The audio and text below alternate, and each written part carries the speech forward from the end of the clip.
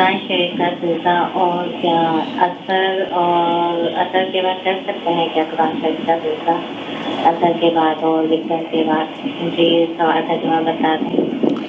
عصر کے بعد سجدہ تلاوت نحمدہ و نصلی علی رسولہ الکریم، اما بعد۔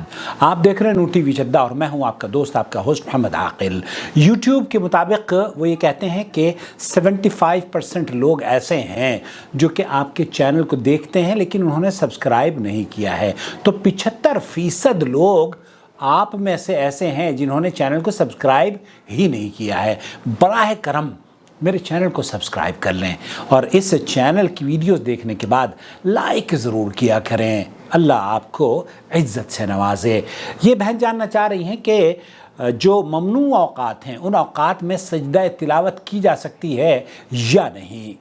میں آپ کو لے کر چلتا ہوں مفتی مملکت سعودی عرب سماحت الشیخ عبدالعزیز بن باز، ان سے یہی سوال پوچھا جا رہا ہے، وہ اس سلسلے میں کیا رہنمائی فرماتے ہیں، سنیے شیخ کا جواب۔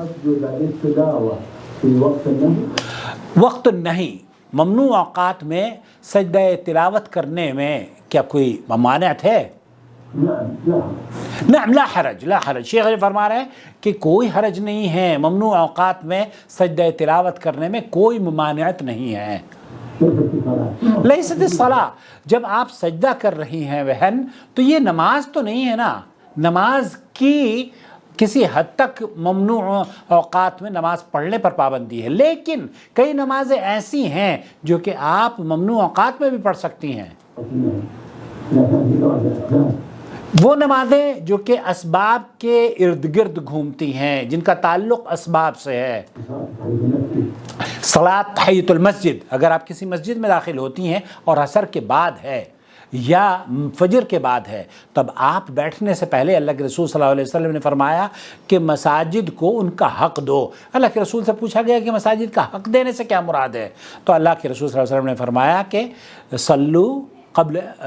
صلو رکعتین قبل ان تجلسوا، اور کما قال علیہ الصلوۃ والسلام کہ بیٹھنے سے پہلے مسجد میں ان کا حق یہ ہے ادا کرنا کہ 2 رکعت نمازیں آپ پڑھ لیں۔ تو شیخ فرما رہے ہیں کہ ممنوع اوقات میں بھی جب آپ داخل ہوتی ہیں تو چاہے اللہ کرے کہ عورتوں کو ہندوستان پاکستان میں مسجدوں میں داخلہ کی اجازت ہو، تو جب آپ داخل ہوں، مرد ہوں یا عورت ہوں، مسجد میں بیٹھنے سے پہلے کسی بھی وقت آپ داخل ہوں تو 2 رکعت نماز پڑھ کر ہی آپ کو بیٹھنا چاہیے۔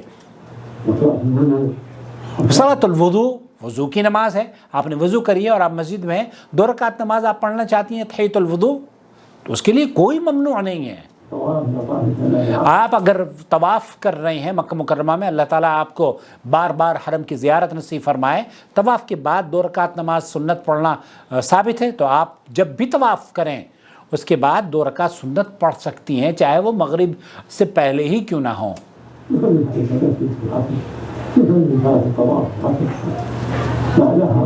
لا حرج فی ذلک، تلاوت کا سجدہ کسی بھی وقت کیا جا سکتا ہے، اس کے لیے کوئی ممنوع وقت نہیں ہے۔ اور وہ نمازیں جن کا تعلق کام سے جڑا ہوا ہے، مسجد میں داخل ہونا، وضو کرنے کے بعد نماز پڑھنا، اور اسی طریقے سے تحیۃ المسجد ہے، اور اسی طریقے سے اللہ آپ کا بھلا کرے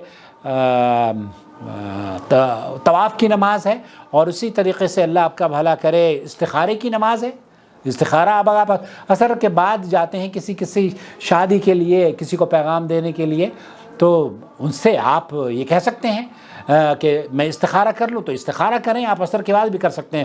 بائی دا وے، مجھے نواف کے لیے دلہن کی تلاش ہے، اگر آپ کسی ایسی بچی کو جانتے ہیں جو کہ دیندار ہو اور تعلیم یافتہ ہو، خوبصورت ہو، خوبصیرت ہو، تو مجھے فوٹو کے ساتھ اس کی سی وی میرے واٹس ایپ پر مجھے بھیج سکتے ہیں، اور میں بھی میرے نواف کو تو آپ نے دیکھا ہے، میں اس کی سی وی بھی آپ کی خدمت میں پیش کر دوں گا۔ تو مجھے نواف کے رشتے کے لیے ضرورت ہے کسی ایسی بچی کی جو کہ ہم لوگ دیندار ہیں لیکن ماڈریٹ ہیں، الحمدللہ۔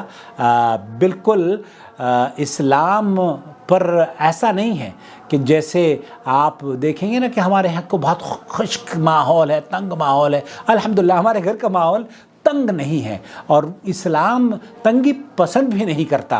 اسلام تو سب کے لیے راحت ہے، سب کے چہروں پر مسکراہٹ لانا چاہتا ہے۔ تو اگر آپ کسی ایسی بچی کو جانتے ہیں یا ایسی کوئی رشتہ ہو تو مجھ سے آپ ضرور رابطہ کریں۔ والسلام علیکم ورحمۃ اللہ وبرکاتہ۔